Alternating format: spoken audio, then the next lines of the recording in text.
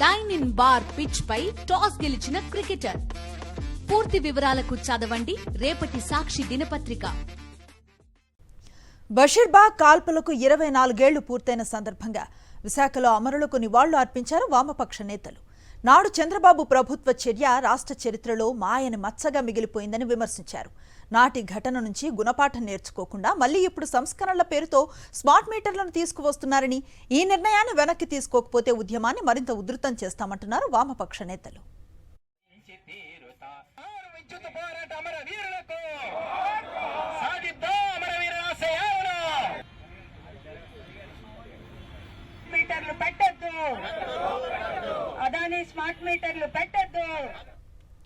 విద్యుత్ సంస్కరణల పేరుతో చంద్రబాబు సర్కార్ పేదల్ని ఇబ్బంది పెడితే మరో ఉద్యమం తప్పదంటున్న వామపక్ష నేతలతో మా ప్రతినిధి నాయుడు మరింత సమాచారం అందిస్తారు.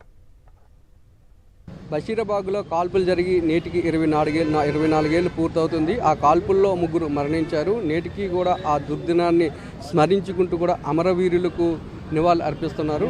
అలాగే ఆ రోజు ఏం జరిగింది, అసలు కాల్పులు జరగడానికి గల కారణం ఏంటి అనే విషయాలు మనతో మాట్లాడడానికి వామపక్ష పార్టీ నేతలు. సార్, ఏం జరిగింది సరిగ్గా 24 ఏళ్ల క్రితం? 24 ఏళ్ల క్రితం చంద్రబాబు నాయుడు తీసుకొచ్చినటువంటి ప్రపంచ బ్యాంకు సంస్కరణలు ఏవైతే ఉన్నాయో ఆ ప్రపంచ బ్యాంకు సంస్కరణలను వ్యతిరేకిస్తూ, ముఖ్యంగా విద్యుత్తులో సంస్కరణలను వ్యతిరేకిస్తూ విద్యుత్తును 3 ముక్కలు చేయొద్దు, ఏదైతే ఏపీఎస్సీబీ ఉందో ఏపీఎస్సీబీని కాస్త ఏపీ ట్రాన్స్కో, జెన్కో, డిస్కామ్ అని చెప్పి 3 భాగాలు చేసి మొత్తం విద్యుత్తును ప్రైవేటుపరం చేయడం కోసం పూనుకుంది. తద్వారా విద్యుత్ ఛార్జీలు విపరీతంగా పెంచి ప్రజల మీద భారాలు వేయడానికి పూనుకుంది.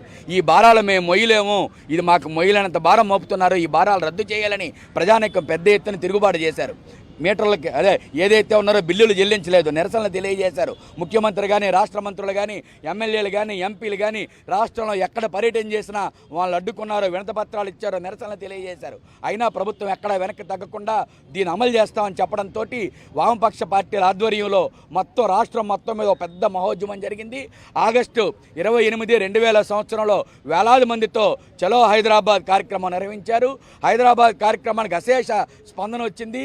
మొత్తం అప్పుడున్నటువంటి ఉమ్మడి ఆంధ్రప్రదేశ్లో అన్ని జిల్లాల నుంచి కూడా పెద్ద ఎత్తున ప్రజానీకం స్వచ్ఛందంగా పాల్గొని చంద్రబాబు నాయుడు ప్రభుత్వ సంస్కరణలు వ్యతిరేకిస్తూ ఉద్యమం చేపట్టారు. ఓ పక్క ఎమ్మెల్యేలో ప్రతిపక్ష ఎమ్మెల్యేలు ఎవరైతే ఉన్నారో వామపక్ష పార్టీ ఎమ్మెల్యేలు, కాంగ్రెస్ పార్టీ ఎమ్మెల్యేలు నిరాహార దీక్షలు కూర్చున్నారు. స్వయంగా రాజశేఖర రెడ్డి గారు కూడా నిరాహార దీక్షలో కూర్చోవడం జరిగింది. ఆ నిరాహార దీక్ష శిబిరాన్ని అర్ధరాత్రి గుర్రాలతో తొక్కించి మరి తీశారు.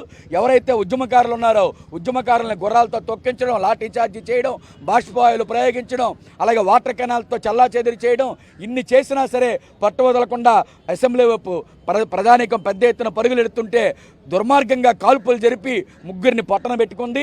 బాలస్వామి, విష్ణువర్ధన్, రామకృష్ణ అనేటువంటి యువకిషోరాలను పొట్టన పెట్టుకుంది. వందలాది మంది విద్యార్థులు, యువకులు, మహిళలు, కార్మికులు గాయాలయ్యాయి. గాయాలతో చికిత్స అనేక నెలల పాటు చికిత్స పొందారు. మన విశాఖపట్నం నుంచి వెళ్ళిన ఆంధ్ర యూనివర్సిటీ 2 విద్యార్థులు కిరణ్ చంద్ర, మల్లేశ్వరరావు అనే 2కి కూడా బుల్లెట్ గాయాలయ్యి ఆ ఉద్యమంలో ప్రత్యక్షంగా పాల్గొన్నారు. విశాఖపట్నం నుంచి విద్యార్థులు పెద్ద ఎత్తున ఉద్యమంలో పాల్గొన్నారు. దీనికి సంఘీభావంగా రాష్ట్ర వ్యాప్తంగా బంధువులు జరిగాయి, పెద్ద ఎత్తున ఆందోళన జరిగాయి. చంద్రబాబు నాయుడు ప్రభుత్వం విద్యుత్ సంస్కరణలు ఉపసంహరించుకునే విధంగా ఆ ఉద్యమం జరిగింది. దాన్ని బేస్ చేసుకొని కౌంట్ డౌన్ స్టార్ట్ అయ్యి చంద్రబాబు నాయుడు గారు ఎన్నికల్లో చిత్తుగా తర్వాత ఓడిపోయారు. ఆ రోజు ఏదైతే 2020లో విద్యుత్ సంస్కరణలు తీసుకురావాలనే ఒక పేరు మీద అప్పుడున్న ఎలక్ట్రికల్ బోర్డుగా ఉన్నదాన్ని 3 భాగాలు విభజించారు. విభజించిన తర్వాత దాన్ని వ్యతిరేకంగా పెద్ద ఎత్తున రాష్ట్రం అంతా కూడా నిరసన కార్యక్రమాలు అనేవి జరగడం జరిగింది. ఆ తర్వాత విద్యుత్ ఛార్జీలు కూడా 35 పైసలు ఉన్న విద్యుత్ ఛార్జీని ఒకేసారి అమాంతంగా 85 పైసల దాకా కూడా పెంచారు. చంద్రబాబు నాయుడు అధికారంలోకి వచ్చిన తర్వాత విద్యుత్ సంస్కరణల పేరుతో స్మార్ట్ మీటర్లను బిగించాలని చూస్తున్నారు. వెంటనే ఆ నిర్ణయాన్ని ఉపసంహరించుకోవాలని, లేదంటే మళ్ళీ మరోసారి భారీ ఉద్యమానికి సిద్ధమవుతామని వామపక్ష పార్టీ నేతలు టీడీపీ ప్రభుత్వాన్ని హెచ్చరిస్తున్నారు. కెమెరామెన్ రమేష్తో నాయుడు, విశాఖపట్నం నుంచి. చంద్రబాబు సీఎంగా ఉండగా పెంచిన విద్యుత్ ఛార్జీలను నిరసిస్తూ వామపక్ష పార్టీలు, కాంగ్రెస్ కలిపి 2000 సంవత్సరం ఆగస్టు 28న చలో హైదరాబాద్ పేరుతో విద్యుత్ ఉద్యమాన్ని నిర్వహించారు. పోలీసులతో ఈ ఉద్యమాన్ని అణచివేయించాలని చూశారు సీఎం చంద్రబాబు. పోలీసుల కాల్పుల్లో 3 అమరులయ్యారు, వందలాది మంది గాయపడ్డారు. నాటి పోరాటంలో అమరులైన వారికి నివాళులు అర్పిస్తూ విజయవాడలో వామపక్షాల ఆధ్వర్యంలో సంస్మరణ సభను నిర్వహించారు. ఆనాటి పోరాట ఫలితంగా విద్యుత్ ఛార్జీలు పెంచేందుకు ప్రభుత్వాలు వెనకడుగు వేశాయన్నారు.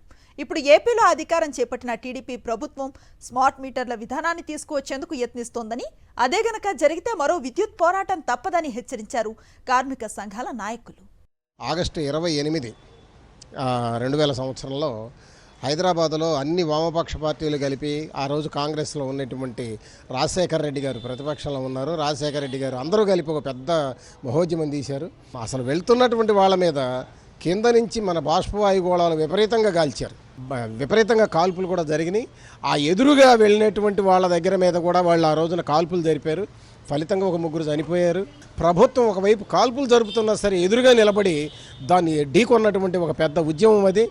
దాని ఫలితంగా ఆ రోజున చంద్రబాబు నాయుడు ఒక పక్క అసెంబ్లీ జరుగుతుంది, అసెంబ్లీలో ఇట్లా జరుగుతుంది, ప్రజలందరూ ఉద్యమం చేస్తున్నారు, వాళ్ళు ప్రదర్శనగా చేస్తున్నారు అని చెప్పానంటే ఏమైనా సరే అసలు ఒక దుర్మార్గంగా ఆ రోజున చంద్రబాబు నాయుడు గారు ఆ అసెంబ్లీలో మాట్లాడినటువంటి విషయాలు మనం కళ్ళారా ఆ రోజున చూసాం. కాబట్టి ఇది చాలా చారిత్రాత్మకమైనటువంటి ఉద్యమం. మళ్ళీ ఆ పరిస్థితులు ఈరోజు కూడా వస్తున్నాయి కాబట్టి ఖచ్చితంగా ఎదుర్కోవాల్సినటువంటి అవసరం ఉంది.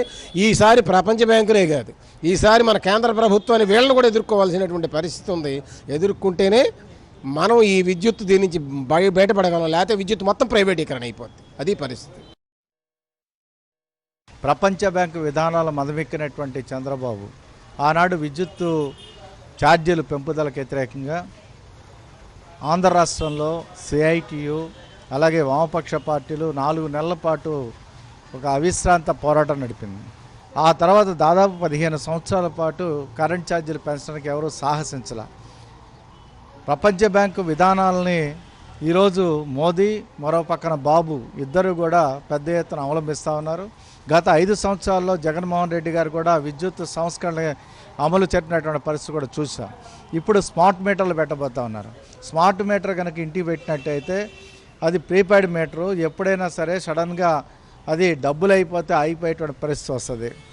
అంటే ముఖ్యంగా చూసినప్పుడు ప్రజల జేబులు చెల్లులు పెట్టేటువంటి పని ఏదైతే స్మార్ట్ మీటర్లు ఉన్నాయో ఆ స్మార్ట్ మీటర్స్ ఆపాలని చెప్పి ప్రభుత్వానికి చెప్తున్నాం. లేకపోతే ప్రజా ఉద్యమానికి గురికాక తప్పదు మా అనేది స్పష్టంగా హెచ్చరిస్తా ఉన్నాం.